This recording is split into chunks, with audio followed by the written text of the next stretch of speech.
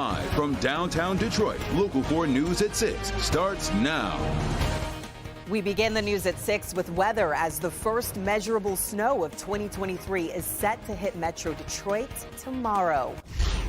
Thank you for joining us for this special edition of Local 4 News at 6 here on Local 4 Plus and click on Detroit.com. I am Pamela Osborne. The snow, it could put a damper in your commute for the majority of Sunday. Forewarned meteorologist Brian Sherman here tracking it all afternoon. And Brian, what are we looking for here? How much snow? Pamela, at least an inch, maybe up to 2. That is storm 1 of 2 that we're tracking over the next 7 days. So enjoy the tranquil weather as we go through the evening hours tonight because changes move in early tomorrow morning. Tower cam over downtown Detroit. If you're heading down to the skating rink at Campus Martius, really looking to be a very nice and dry evening, but take the winter gear because with the cloud cover, it is cold as you're heading outside this evening. Sitting at 33 right now here in Detroit, 31 over in Ann Arbor, 32 tonight working over into Howell, and 31 checking in with us over in Adrian. Cloud cover has kept those temperatures down into the low end of the 30s for everyone working into the evening hours tonight. 33 right now working into Mount Clemens, 32 in Lapeer as well as in Flint,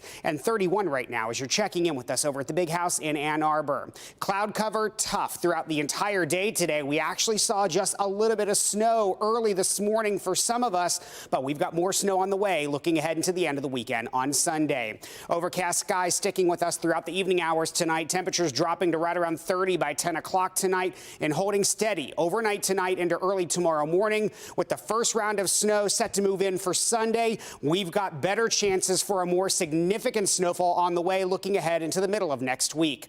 I'll break down what you can expect in your complete forewarned forecast that's coming up in just a few minutes. And with snow on the way, now's the time to download that forewarned weather app. Exact Track 4D, Future Track, and weather alerts from all of the forewarned meteorologists in the palm of your hand. You can find it in your favorite app store. Just search WDIV. A 5-year-old boy is recovering after shooting himself while playing with a gun. This happened this morning at a home on Kendall Street near Linwood on the city's west side. Jacqueline Francis is live with why police are saying this could have been much worse. Jacqueline. Pamela, that's right. That young boy shot himself in the hand. He is expected to be okay, but police telling us this could have ended much differently, especially as there were 2 toddlers and a newborn also inside that home. An investigation is underway after a 5-year-old boy shot himself while playing with a gun on Detroit's west side. Officers responded to the home on Kendall Street around noon Saturday. The story so far is conflicting. What we do know is that this is an accidental shooting. Once again, we left a gun unattended and this boy shot himself in his hand. The boy was taken to the hospital and was treated for his injury. Police say it's likely he'll lose a good portion of his left thumb. Police are investigating, saying the mom was home when it happened. 2 toddlers and a newborn were also inside the house. Cannot stress enough, and I know we've said this many times before, but you have to start securing these weapons. Fortunately, this time, no lives were lost. And this could have been a whole lot worse. Very thankful this young man's going to survive. But again, it's senseless gun owners that don't know how to, put up their guns when they're not here. When we last heard from police, they were still waiting on a search warrant to look inside that home. They said that there may be more than 1 weapon inside. At this time, no arrests have been made. Reporting live, Jacqueline Francis, Local 4. All right, Jacqueline, thank you. 1 person is dead and 6 others injured, including a police officer, after a fiery crash. Take a look. It happened early this afternoon on Detroit's east side on Woodhall Street. Police say 4 people were speeding in a Dodge Durango, lost control, and crashed into a tree. The car immediately caught fire. We're told 3 officers suffered some minor injuries. The driver, a man in his early 20s, died at the scene. 3 others were taken to the hospital and are in temporary serious condition. Moving over to southwest Detroit now, a woman is dead after a crash there. This one happened this afternoon on Junction near Michigan Avenue. Police say the car rolled over into a parking lot. Firefighters were able to get the woman out of that car, but she died from her injuries. Investigators are working to find out what led to that crash. The Department of Justice continues its investigation into Abbott Laboratories' infant formula plant. A spokesperson for the company says Abbott is cooperating fully with the investigation. The Wall Street Journal reported the investigation is related to the company's manufacturing of infant formula. Abbott voluntarily shut down production of its infant formula at its Sturgis, Michigan plant last February. You may remember after infants who consumed the formula at the plant became sick. The shutdown contributed to a nationwide infant formula shortage.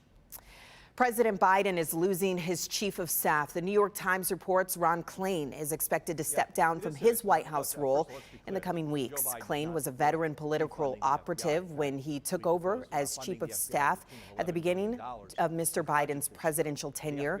In the 2 years since, Klain emerged as a key figure in the West Wing and trusted advisor to the president. So far, no comment from the White House.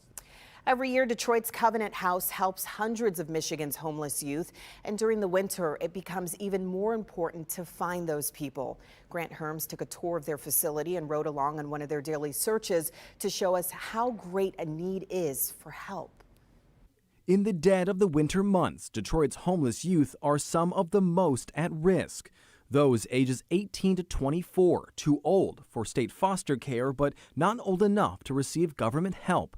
And that's where Covenant House steps in. A third of the youth that come to us are actually aged out of foster care. Since 1997, Covenant House has been helping the homeless turn things around. It often doesn't take much: a family dispute, the loss of a job, a mistake landing someone on the wrong side of the law, or a relapse of an addiction. That's all it takes for someone to end up without a safe place to live.